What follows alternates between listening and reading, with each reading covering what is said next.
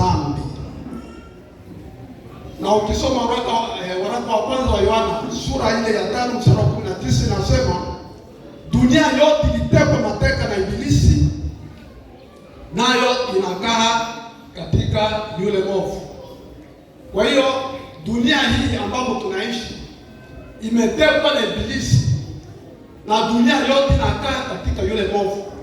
Na ndio maana walio wengi bado wangali wanafungwa na Ibilisi. Siku kama hii ya leo ya Bonane, wale waliofungwa mtawaona huko nje wakilengwa pombe kwa hali ya kupindukia. Watu kama hao bado wapo wanaingia kanisani, lakini bado wangali wanafungwa na Ibilisi. Amen. Shetani anawatumikisha, ingawa wao kanisani, lakini bado shetani anawatumikisha. Hivi tukitoka hapa, walio wengi watalewa pombe, walio wengi watafanya dhambi mbalimbali, kwa sababu wamefika siku ya Bonane, na shetani kwa sababu anawafunga atawatumikisha. Wako kwenye minyororo ya shetani.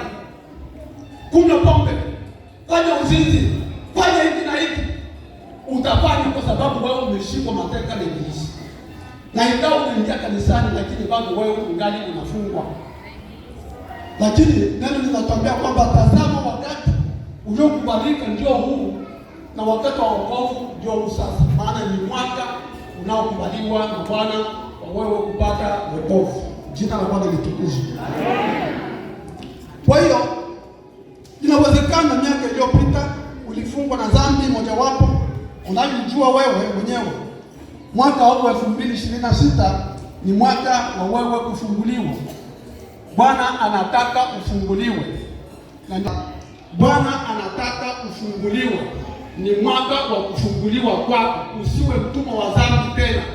Shetani asikutumikishe. Bwana anataka uwe huru, utoke mikononi mwa shetani. Inawezekana miaka mingi unatembea ukiwa kipofu, usione njia ya uzima milele. Kumbuka kwamba Yesu Kristo ni nuru ya uzima. Ukimwamini utakuwa na nuru ya uzima. Maana katika kitabu cha Yohana sura 8 mstari wa 12 anasema, mimi ndimi nuru ya ulimwengu. Mtu akimfuata hatakwenda gizani kamwe, bali atakuwa na nuru ya uzima. Jina la Bwana libarikiwe. 2026 ni mwaka wako wa kuachiwa huru. Ni mwaka wa Bwana uliokubaliwa kwa kuwekwa huru. Maana anasema katika Mathayo ile sura ya 11:28, na Bwana anatualika twende kwake wale wote ambao wanasumbuliwa na mizigo mbalimbali. Tumpelekee mizigo yote. Yesu si wa kawaida, ashindwe na chochote. Kila mzigo ulio nao mpelekee Yesu, naye atakupa mzigo la kweli. Atakuwa sura 8 mstari wa 36 inasema kwamba mwana tumetumwa tuwatangazie habari njema ya kufunguliwa kwako, na kama upo tayari, njoo tuombe kwa pamoja ili mwaka huu upate kufunguliwa. Jina la Bwana libarikiwe. Ukitaka kufunguliwa mwaka huu, njoo tuombe pamoja ili upate kufunguliwa. Maana hili ni neno ambalo Bwana amenipa niwatangazie. Yale ambayo nimeandaa mimi nimeacha, nikaona nifundishe neno hili ambalo Bwana amenipa. Ya kwamba umefungwa na jambo lolote, mwaka huu Bwana anasema ni mwaka wako wa kufunguliwa. Kwa hiyo Bwana yuko hapa na ametutuma sisi tuwatangazie habari njema, tuwatangazie habari ya kufunguliwa kwenu. Kwa hiyo tunakukaribisha, maana Yesu Kristo yupo hapa, anakusubiri, anataka ufunguliwe mwaka huu. anataka ufunguliwe mwaka huu. Jina la Bwana litukuzwe.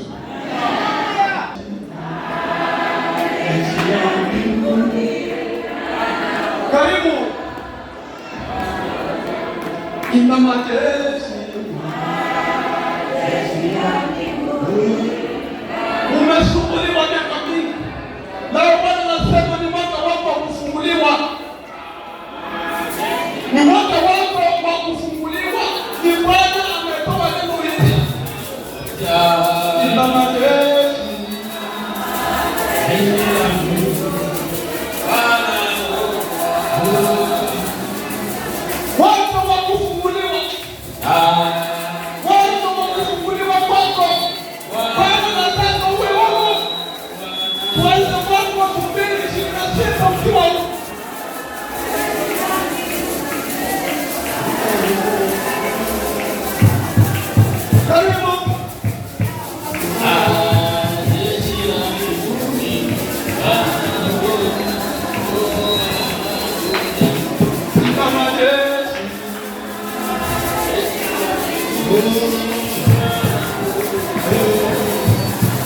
Watumishi watu msimame tuzunguke.